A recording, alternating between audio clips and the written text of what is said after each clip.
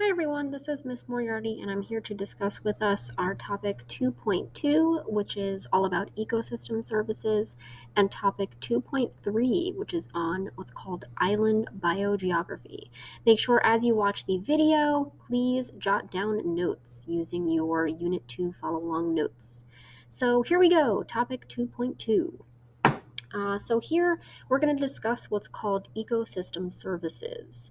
These services are typically goods that come from natural resources, services, functions that ecosystems carry out each and every day that have some sort of measurable economic, maybe financial, ecological value to humans.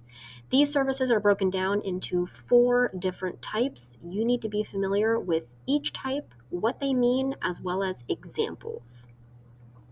So, starting with provisioning services, these are simply just products obtained from ecosystems. So, things like foods, fibers for clothing, medicines, biofuels, fresh water for drinking, ornamentals, genetic resources. Regulating services, these are benefits obtained from the regulation of that ecosystem. So these tend to be services or functions that help to maintain this ecosystem that we are looking at. So that can fall under climate regulation, flood prevention, pest control, erosion control, pollination, seed dispersal, or disease regulation. Cultural services are benefits obtained that are non material. So, educational purposes, recreational, having a sense of place, spirituality, stress relief, gardening, and so on. The last is supporting services. So these are the services that pretty much produce all of the other ecosystem services. So you want to think about these are the services that we couldn't have any of the others without these.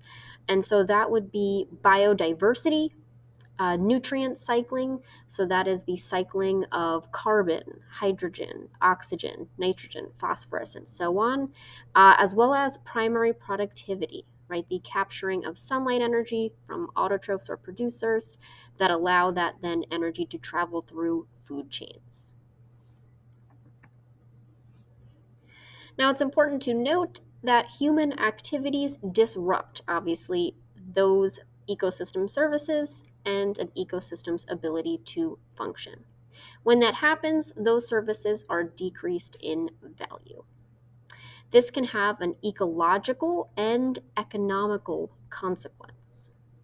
Some examples might be if we clear land for agricultural or cities, we remove those trees from that ecosystem, and we know that those trees help to store carbon dioxide.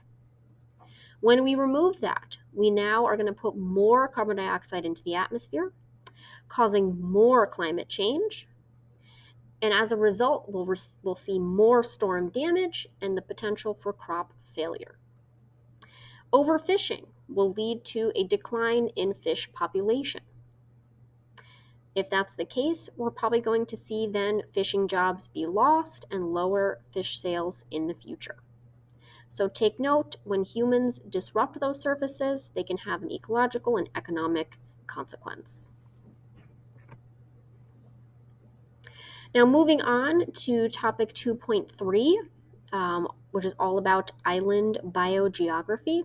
So remember, we are still in the realm of biodiversity. Remember, all the topics we discuss in this unit have an element of biodiversity within them. So in island biogeography, this is our study of ecological relationships and the distribution of organisms we might find on an island and how their community would be structured. Now, islands, which have been colonized in the past by new species, we always know tend to arrive from someplace else. And as a result, we can actually see a couple different factors will affect the biodiversity found on those islands. And it's actually the island of biogeography theory that's going to state the following. Our theory demonstrates that a habitat's size and distance of habitat from the colonizing species are the two determining factors for species richness found on that island. As species richness increases, the size of the habitat also increases. Species richness will decrease the farther away that island is from the mainland. So you can kind of see that in the image we have to the left. Here's our mainland. We have 4 different islands here. Depending upon the size of the habitat, that's going to correlate to its richness, because a larger habitat means it can house more species. Versus our distance from the mainland. You can see the farther we move from the mainland, the less species rich it will be, simply because it's much harder for those species to migrate to that distance, so we tend to only see a very small amount of variety found on those islands. And so those island species tend to evolve to be specialists versus generalists. And these words have come up before. A specialist is an organism that tends to have a very narrow ecological niche, meaning it is very specialized in the types of food it eats and where it must reside, versus a generalist, which can kind of live just about anywhere and consume many different things. Now, because of that, those specialists tend to form because of the limited resources, food, and territory found on those islands. Now, the long-term survival of those specialists are jeopardized if and when an invasive species comes into the ecosystem. Oftentimes, invasive species tend to be generalists. So when they're introduced into an ecosystem that they don't normally reside, they can pretty much take over because they can live anywhere, consume anything, and adapt very easily, outcompeting our specialist species. So it's crucial for habitats such as these islands to maintain their biodiversity and try to prevent the spread of invasive species.